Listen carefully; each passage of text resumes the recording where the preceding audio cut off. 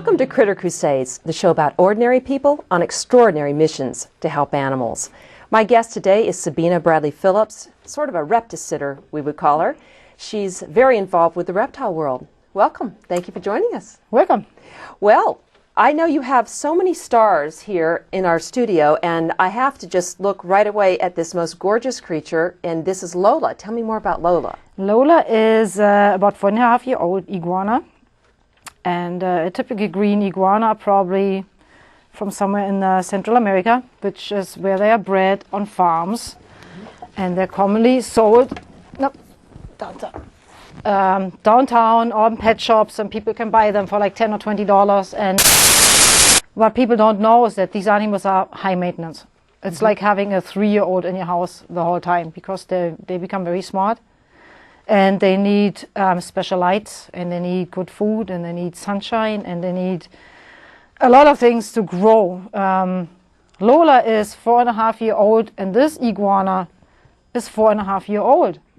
And the difference why this little girl is so small is because her owners did not know about ultraviolet light. They did not know about the proper food that they should be getting. An animal can only grow as much as the bones grow. When the bones cannot grow because there's no calcium, the animal will be dwarfed. She was near death a week ago when our owners contacted me because they didn't know what was wrong with her. And it wasn't until I talked to her owner about, do you have ultraviolet light?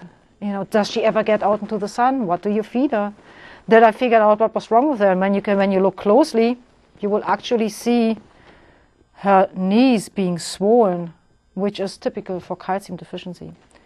So just like we do, and most other animals do, they need special ultraviolet lights like these that you can buy in the pet trade to metabolize vitamin D to be able to absorb the calcium and put it into their bones. So these are creatures, these iguanas live in very hot areas. Are they in hot, humid areas? Hot, humid areas. Hot, they live humid in areas. Rainforest or forested areas. There has to be water present, and there has to be an abundance of vegetation present, because they are folivores, which means they eat mainly leaves, flowers, some fruit. Occasionally, I mean, they are opportunistic. They will eat an occasional insect or baby bird if they come across it, but more than 90% or 95% of their food is plants. Right.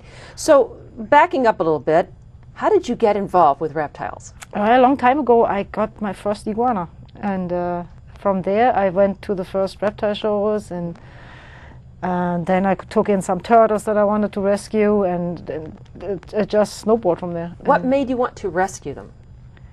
Because I see a lot of very sick animals that a lot of people simply don't know how to take care of them.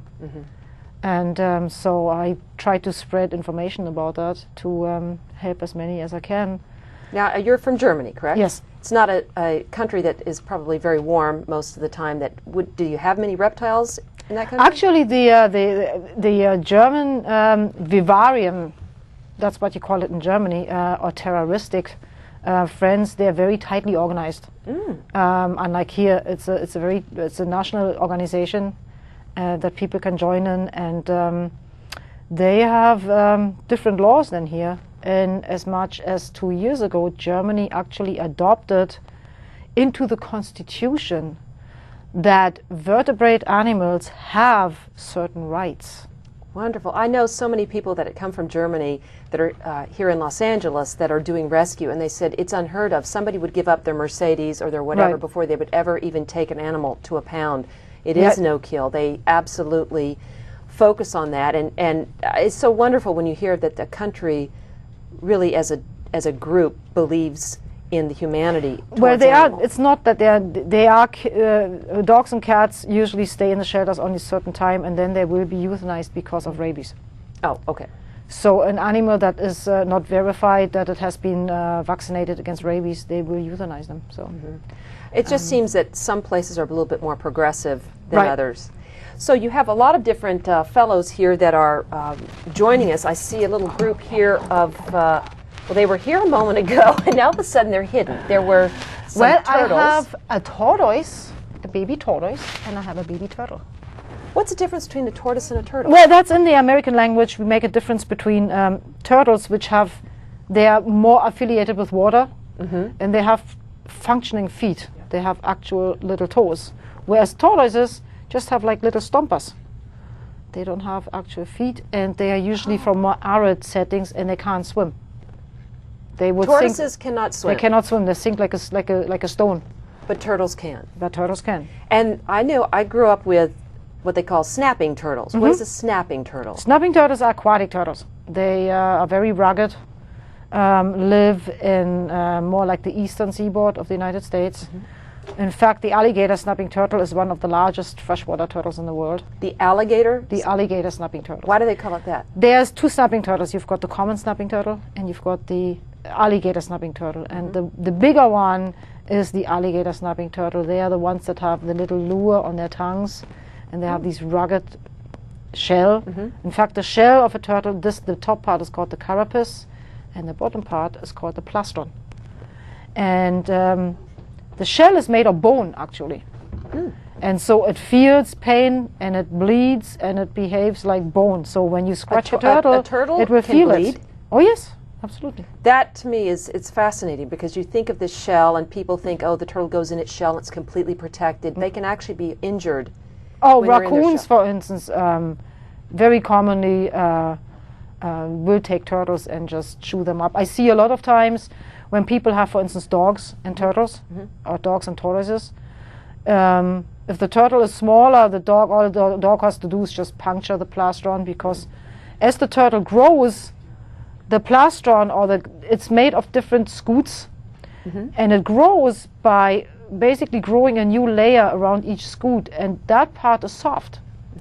And so when a predator takes the turtle into its mouth, all it's got to do is just puncture at these growth lines, and it would be able to get into the turtle. Now, how big are these guys going to grow? Greek tortoises grow to about like the size like 10 inches maximum, 8 to 10 inches. Box turtles are small. The biggest subspecies of box turtles are the Gulf Coast box turtles, and they grow to maximum about 8 inches. So the average box turtle is, if you hand me one of the adults, that gives you more an idea. I'm going to be looking down in this box for a turtle. Whoa! That's I okay. just found one. He's a box turtle. I found a turtle, but I Absolutely wasn't ready harmless. for it at that moment. So that's actually the dad of this one. Oh! Yes, that's got actually the families. dad. Yeah. So that's the dad, and that's the baby. And so that's a 3-toed box turtles. That's pretty much as big as they get. They don't get very big. They're And what's small. the coloration on this one? Does that designate That's a male. that it's a male? Yeah. And sometimes I know, like in peacocks, the male is more vibrant, the female is less. But in some species, is the female more vibrant than the male? Or And turtles, usually the male is more vibrant, and box turtles especially have a great variation of colorations of what they look like. Their shells can be dark, can be light, can have spots on it. now I watched you. You were scratching You were scratching it a little bit. Does he feel that? Yeah, absolutely. Yes. That's fascinating. What sort of reaction does that do for turtles? Is it a comforting? Is it something they would do in the wild? Would they rub up against something sometimes? Well, some turtles actually, for instance, aquatic turtles, when you scratch them like that, they will actually start to sort of shift around and dance and lift their butts and stuff. And so it's pretty cute. I know, for instance, of some big tortoises, when they're being watered down with a hose, they will do the same thing. They will do the sort of shifting. Now, the one that has more color on the back, I thought that was the male here. Let me just grab this one. I thought this was the male. No, that's a different subspecies. Oh. So this is a 3-toed box turtle. They occur in anywhere from like Oklahoma, Kansas. That's where you find these guys. And then Kansas and more west, you will have the ornate box turtle. And these guys actually have evolved with the buffalo herds, and that they used to go to the dung piles and dig up the dung piles and eat the dung beetles. So that was their specialty. So these guys love to eat beetles and bugs and creepy crawlies. And so they come from the more arid western, and then the furthest west you would have the desert box turtle, which I don't have one with me, but they exist. And so Another difference that you see is the shells are different formed. This one is more round, and this one is flattened. Right. It has a dome. Yeah. And this one is flat, but this one is not aquatic.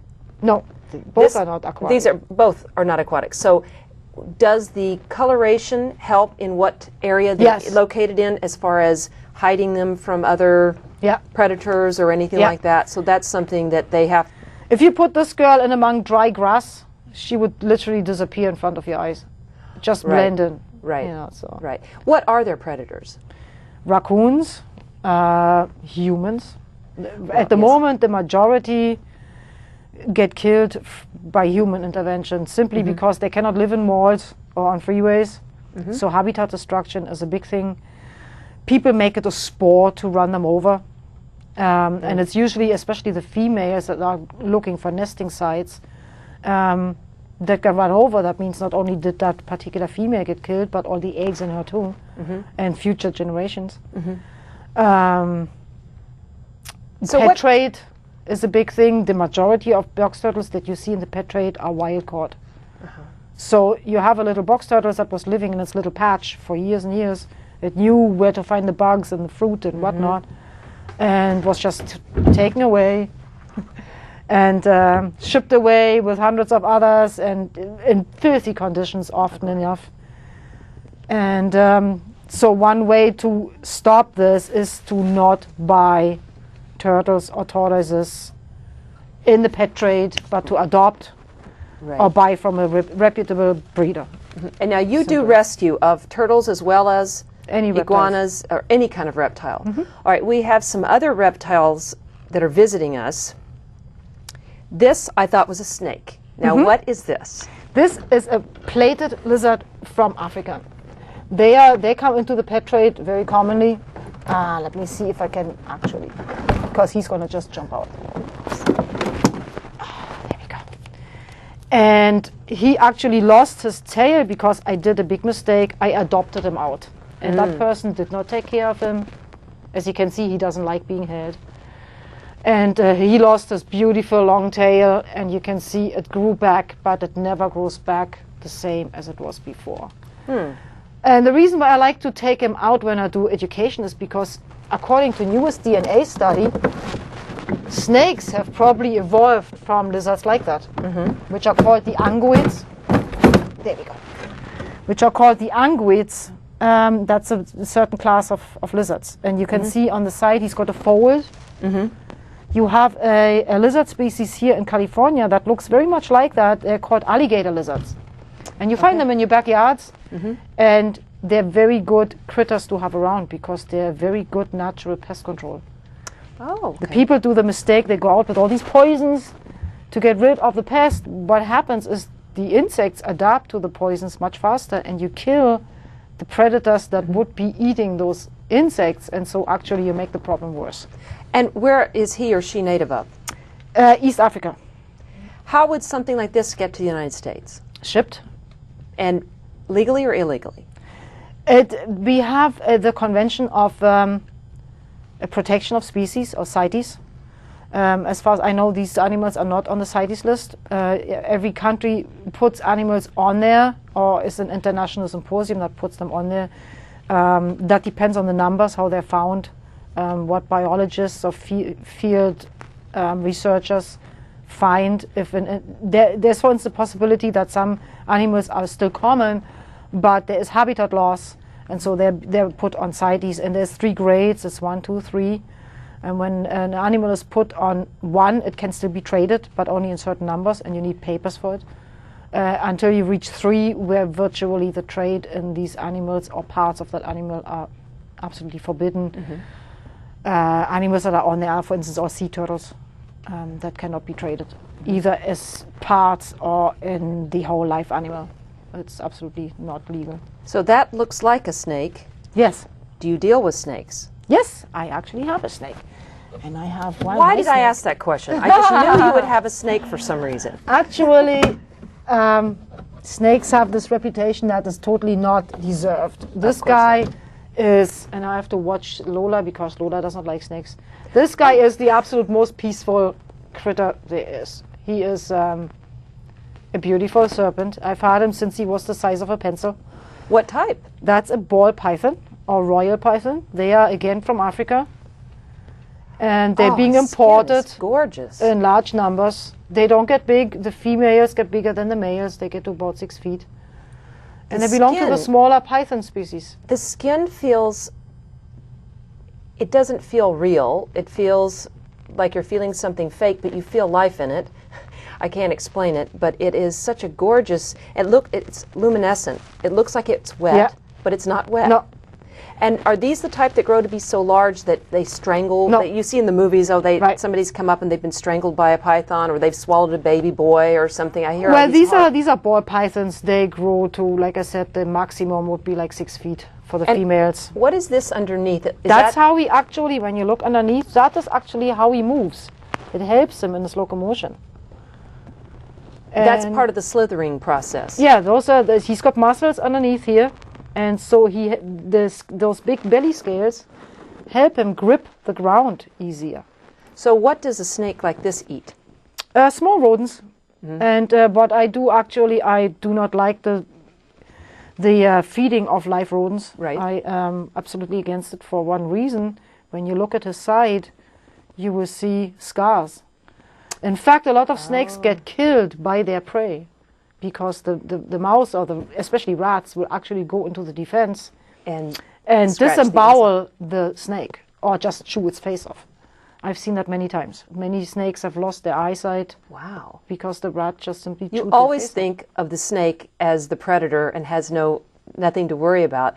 I grew up in Texas with rattlesnakes. Of course, you've got a warning. They give you the rattle or whatever. Something like this is benign. Chicken snakes, I know, are benign. There's lots of snakes that are benign, and people love snakes because of their beauty.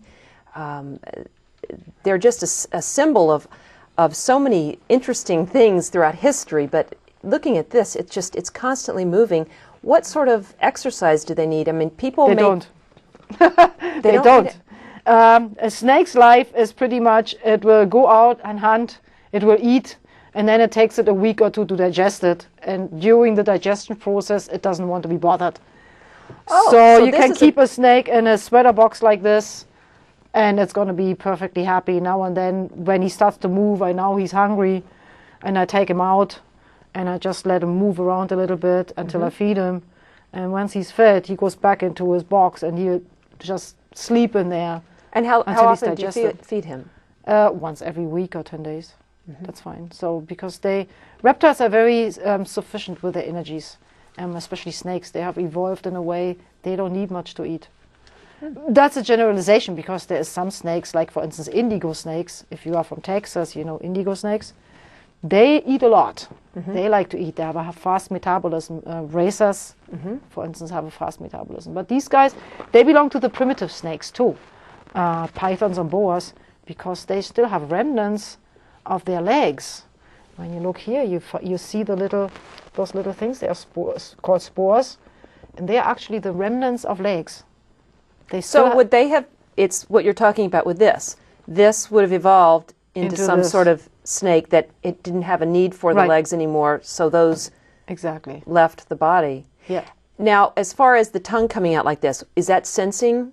Is that a sensing mechanism? Yeah, they have. You know, when you got a cold, you've got a problem even tasting your food. Now, in reptiles, the sense of taste and smell is still one.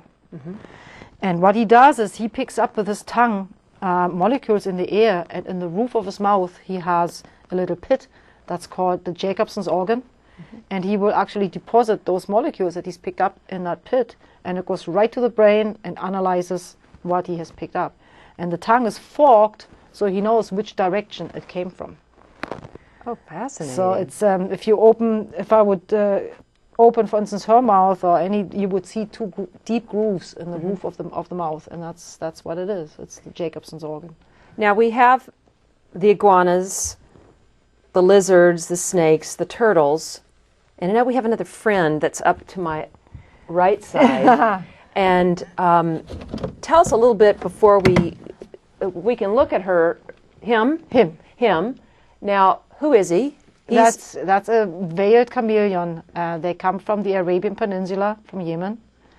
And again, they've been imported in huge numbers. I had actually, Melly was an interesting story because his mother was a rescue, and she didn't make it. So when she died, we actually took the eggs out of her because we didn't want the eggs to die with her. And I incubated the eggs, and most of the eggs did not make it. He was actually the only one that hatched, that made it from about 50 eggs. And it took 9 months to incubate, because chameleon eggs take a long time to incubate. So, and he was like the size of a fingernail when he hatched. He was so tiny. He has, it looks almost like grasping types of claws. Not claws, but what are they? Are they claws? They're claws. What happens is they fuse. So there's 2 in the front and 3 in the back, and they fuse like this. That way he can hold on to a branch. You could basically turn that tree upside down and he would still hold on. And his eyes are very independent. They're going in different directions. How is that working, and why does he need to do that? Right, so he can see. Oh, that is an example. Oh, there he goes.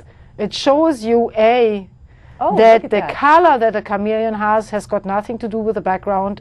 They react to emotions, and they will show stress, for instance, or temperature, or their well-being through the color.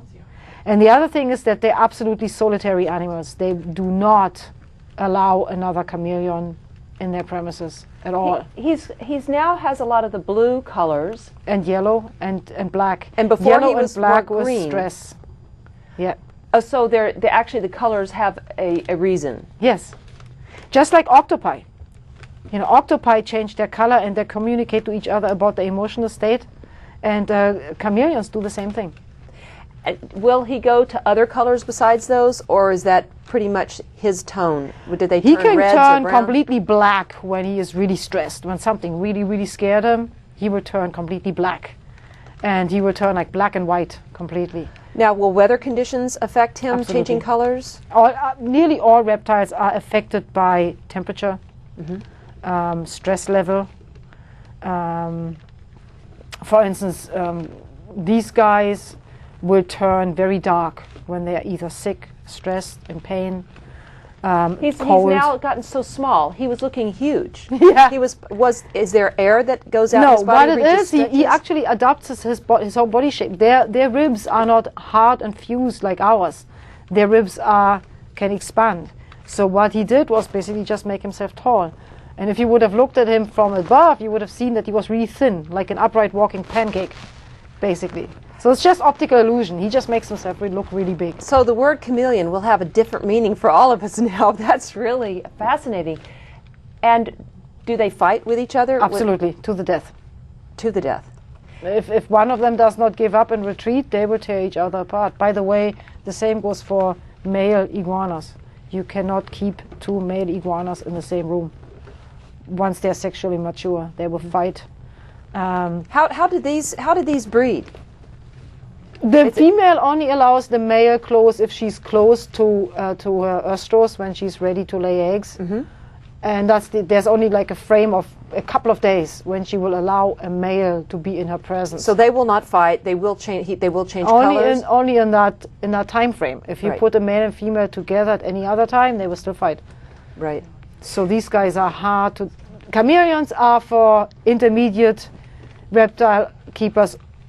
The veiled chameleons, and then you have, for instance, the Jacksons and the panther chameleons that are even harder to take care of, and they are, in my opinion, only for experienced people.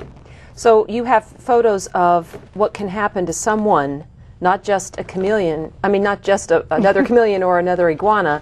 What can actually happen as far as wounds that they can inflict? Well, people always say that. As soon as I say that an iguana is an herbivore, they say, well, it's harmless. Mm-hmm. But when you look at it, this is what an herbivore can do to you. Mm-hmm. Especially the males, when they grow and become sexually mature.